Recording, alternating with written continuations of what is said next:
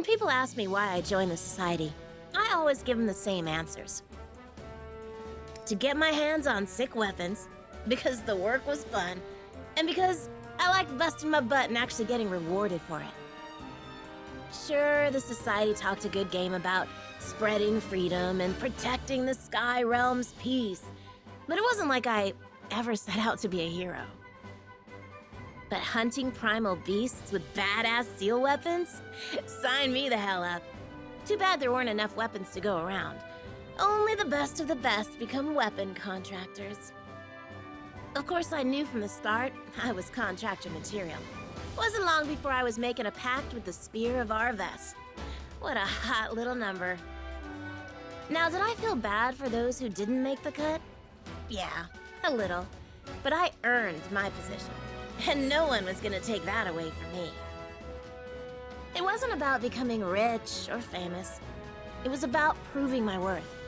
I don't like being undersold or underrated, you know? Best part was, as a weapon contractor, I had dibs on the deadliest missions. And those were perfect for showing everyone what I was made of. And damn, did the society have its fair share of enemies. The worst of which was an evil coalition we simply called the Foe, who only seemed to care about sowing chaos. As soon as I became a contractor, I was thrown into battle with the Foe. Talk about out of the frying pan and into the fire. My orders were explicit. Eliminate on sight. There were some days when the bloodshed took its toll on me. But then I'd remind myself that these villains were out to wreck the skies. When I wasn't putting bad guys into the ground, I hunted primal beasts to gather their battle data. See, seal weapons aren't just good at taking down primals. They absorb their powers, too. That's what makes our vest so special. The more primals it crushes, the stronger it gets. Imagine how unstoppable I'll be once I supercharge this bad boy. So, to recap, my average work week looks like this. Slay foes and primals, get paid, then splurge all that cash on my days off. Look, if you're gonna work hard, you might as well play hard, right?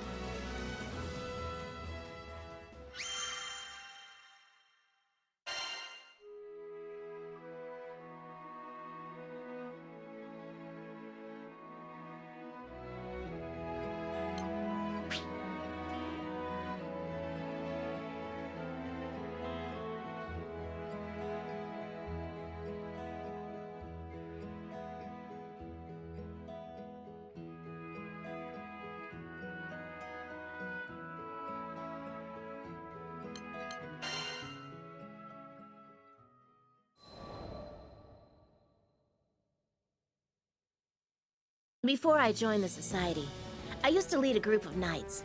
It was all fun and games, until the local lord tried to adopt me as his daughter. I never cared for social status, and I sure as hell didn't want to be tied down by expectations. My life, my reins. So I said so long to my compatriots. It was nice knowing ya. But if playing by my own rules was so important to me, then why'd I throw in with the captain's crew? Well, I didn't do it just for funsies. My master plan was to have the crew members join the society too, which would have bought me a ton of brownie points with the higher-ups. But journeying with the crew changed me. I met people from all walks of life, and I grew as a person. I started thinking I'd be better off following the crew instead of the society. I'm a natural-born fighter. Maybe I could put myself to better use elsewhere. Because honestly, becoming a contractor wasn't my main reason for seeking out the society. In the end, I just figured they were the organization that offered me the most freedom.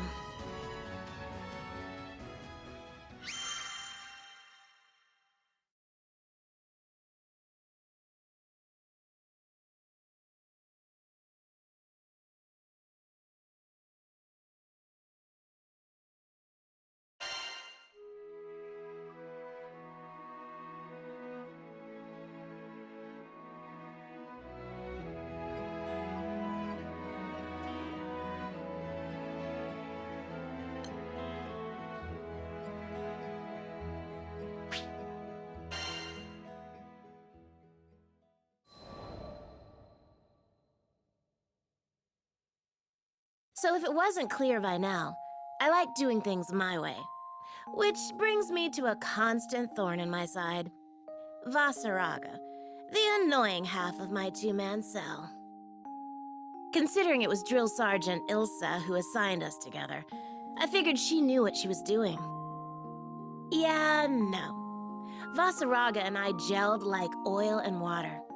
Did Ilsa really expect us to have good team chemistry? I think sticking him with me was an attempt to keep him from going off the deep end.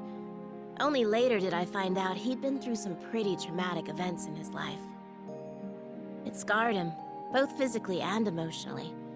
Maybe that's why he can be borderline suicidal whenever someone else's life is at stake. Don't get me wrong, I'm all for helping people. I'm just saying it's 100% possible to play hero without throwing your life away.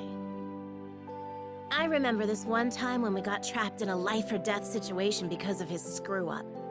You should have heard the rage I was spewing. Know what he did next? He apologized, which just felt out of character coming from him.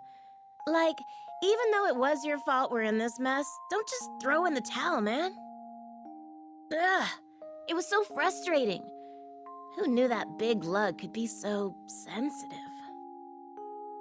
On the flip side, I can't help but be honest. I like what I like, and I hate what I hate. I don't want anyone getting the wrong impressions about me.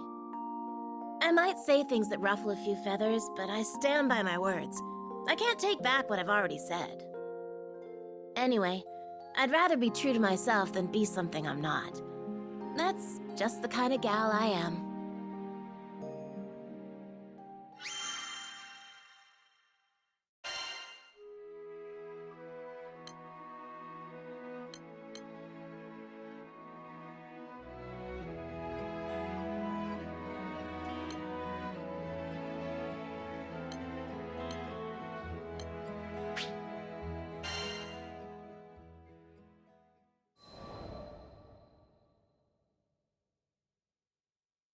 It was good to be back in Seed Hollow after wrapping up another easy-peasy mission.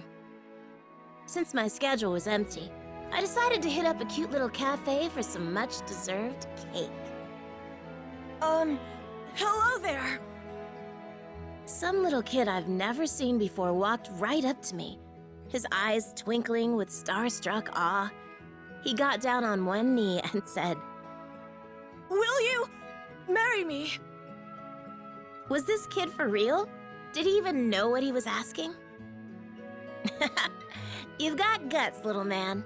Tell you what, come find me in a decade or so, and then maybe we'll talk. I thought a gentle rejection would get him off my back, but I was wrong.